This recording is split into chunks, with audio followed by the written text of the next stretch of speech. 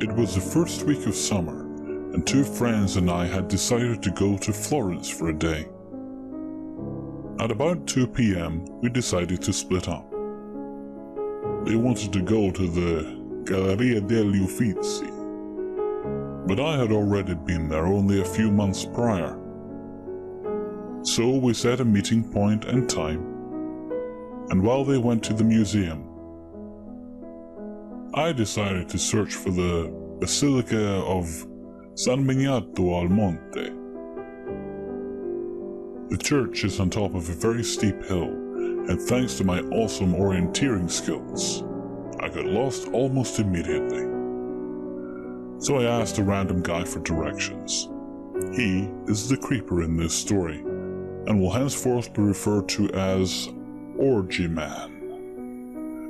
Orgy Man was in his late 40s, really skinny and scrawny, awful facial hair, and a strong Tuscanian accent. He claimed that he was going to the church too, and we went the rest of the way together. At first, we made normal small talk, but once we got in front of the basilica, things got really weird. Before I go any further, there are a few things that you should know about me. I've always been incredibly shy, awkward, and unattractive. I'm simply not used to receiving male attention, and the few times that it happens, I'm completely stumped and don't really know how to react. That's why I didn't walk away when things got creepy. I know it's stupid, but when I find myself in this kind of situation, I simply have no idea what to do and just go with the flow. We were in a pretty crowded tourist area, so I don't think I was ever in any danger. I don't really remember the exact development of our conversation, so here are a few gems in non-chronological order. He said that he spent 7 years traveling through Asia to study Eastern religions. On a beach in Thailand, he saw the Virgin Mary in the clouds, smiling at him. A bit weird, but lots of people in Italy are hardcore Catholics.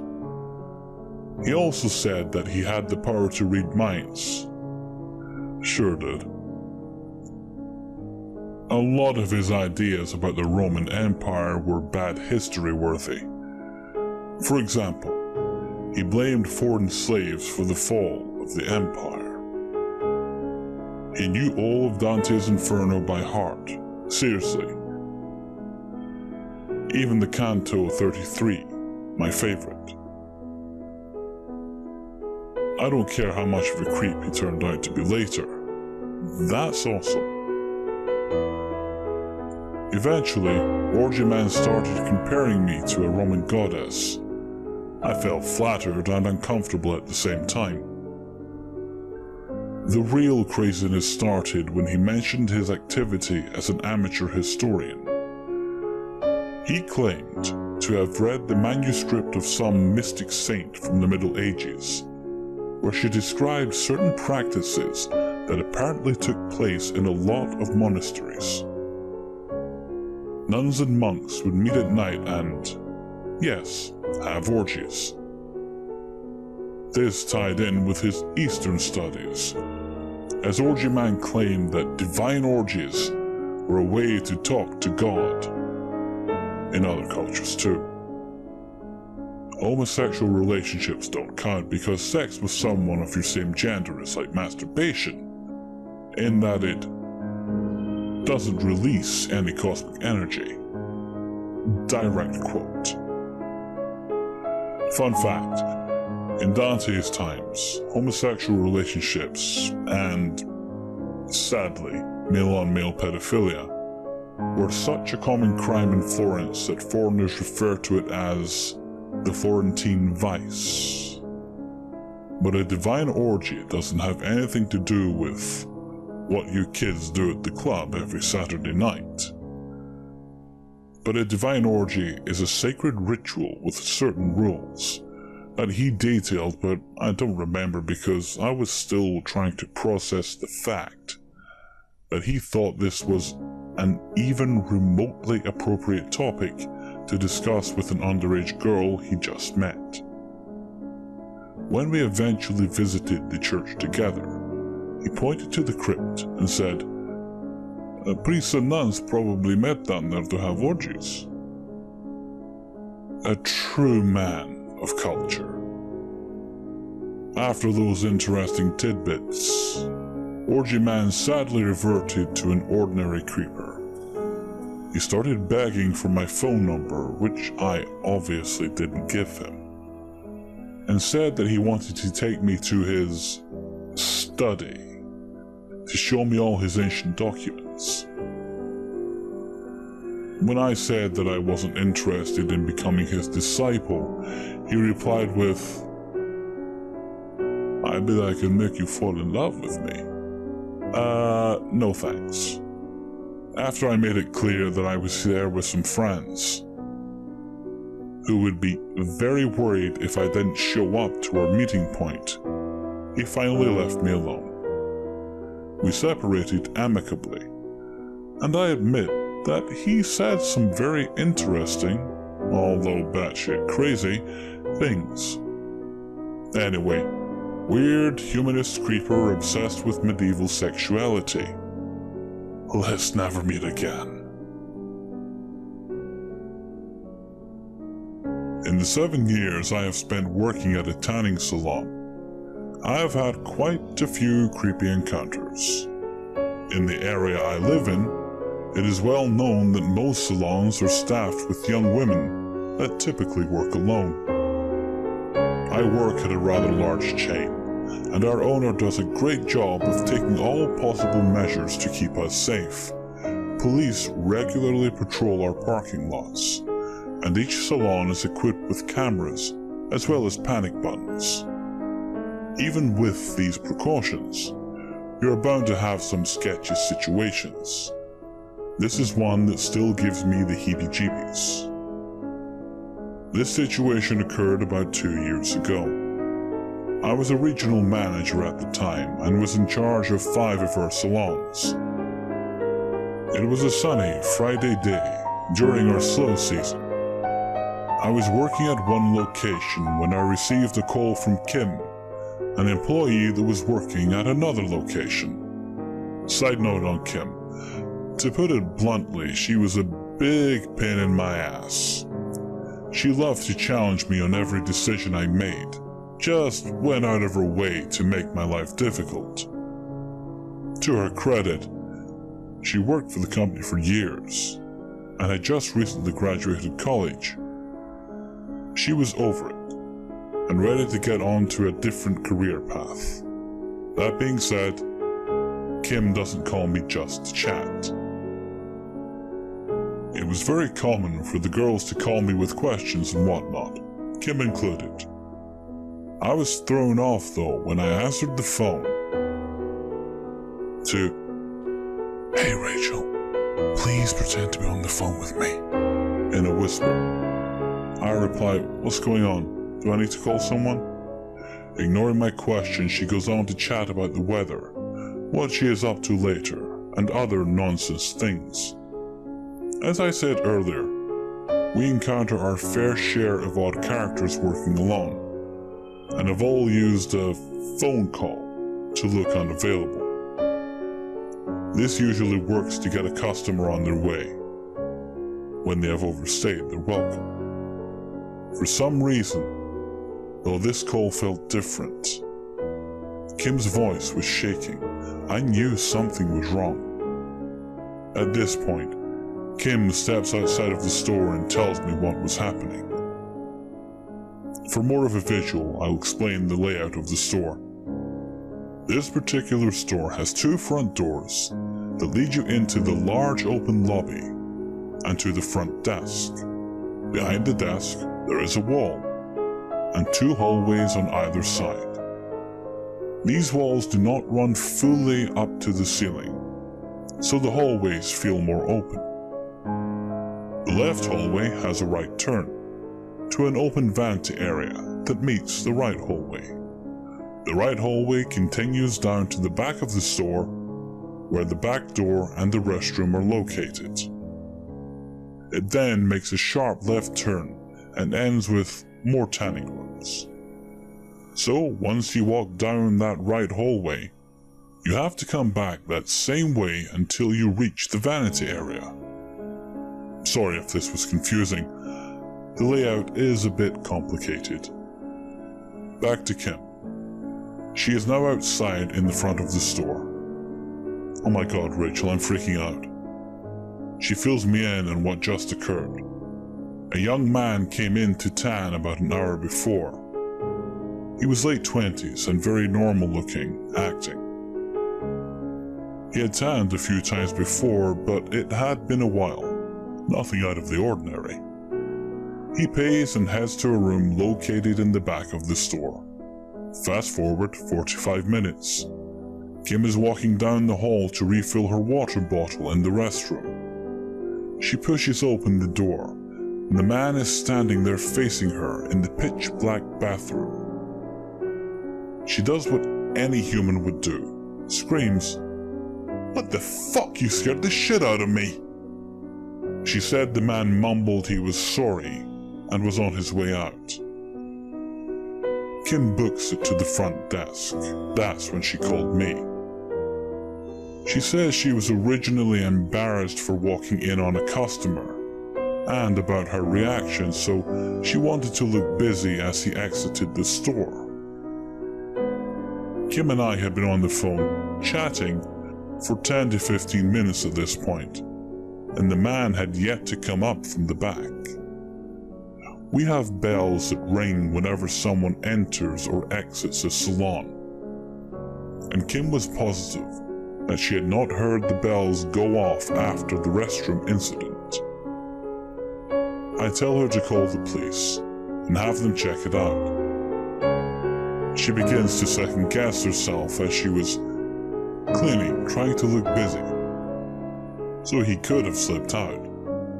But her gut continued to tell her something wasn't right. Majority of our salons are located in strip malls. This was no different, with the location Kim was currently at. We happen to have a Subway directly next to our store, and over the years we have become very close with the guys that work there. Kim and I decided that if she was not going to call the police at this point, then she should have Mike from Subway come over and check out the store. Make sure the guy was gone.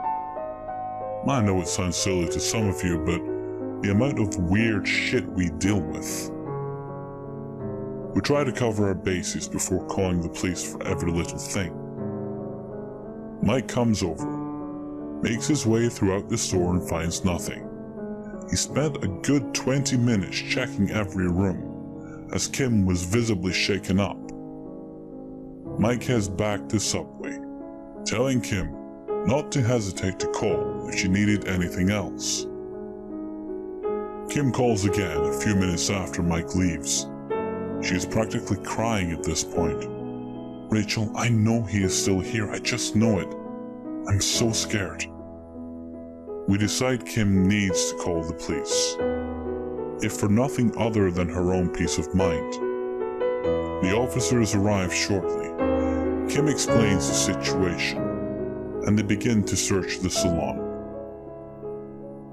I am no longer on the phone with Kim, so the rest of the story she filled me in on after the fact. The officers find nothing, and tell her the man probably left while she was over at Subway. Kim insists they search the store one last time. They are a bit annoyed, but agree to look one more time to appease her. They sweep the store, and they're on their way back up when Kim hears one of the officers yell, "Hey you, what the hell you think you're doing?" Moments later, the officers are walking up the hallway with the man in handcuffs.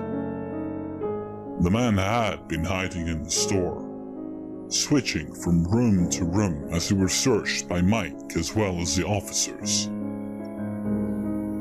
Our salons have massage beds. and they are on wheels. The man pulled out a bed and hid underneath it. His feet stuck out though, so he ran into one of the tanning rooms when the officers went to search the massage room. Because the walls did not reach the ceiling, the man was able to hear where the officers were within the store and moved around without them seeing him. The only reason he was caught was because the officer decided to glance back down the hall after checking the rooms. He was perpendicular with the door of a room and could see two eyes peeking out of the crease of the door jamb. The man was hiding behind the door, trying to be as still as possible. When asked why he was hiding in our store for 3+ hours, fully aware that the young lady working was terrified, his response was, "My girlfriend and I just broke up. I'm having a rough day." The cops were unable to arrest the man. They told him he would be arrested if he were to return to the premises.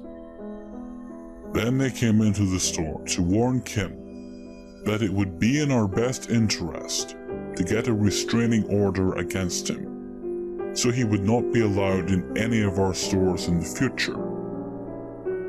They believed he was hiding behind the door, waiting for a girl to come in and do who knows what to her. Though they were pretty certain he had malicious intent. Our owner followed the advice of the police. The man is not allowed anywhere near our salons, and we have never seen him since. More of the story? Trust your gut. I grew up in Romania and was about 11 to 12 when this happened. I want to say it's when I was older, so that it would make this more believable. But I left Romania permanently before year 7 started, and this incident happened around the time I left, that I was in the year 7, year 8. Back then, Yahoo Messenger was really big with kids in Romania, and people from all over the country would roleplay on forums and make friends. So we'd add each other on Messenger to get to know each other better. Please don't think my parents have never warned me against talking to strangers, because they have, time and time again. But I was a kid who made friends very easily online, and nobody was really that scared in terms of potential kidnappers or pedophiles, because those sort of crimes had very low rates at the time in my home country. I was smart when it came to this. I knew I could still be friends with people while being able to tell the difference between a decent person and a potential pedophile. Also, my parents didn't actually know about my role-playing until much later, and then they were a tad concerned. But I digress.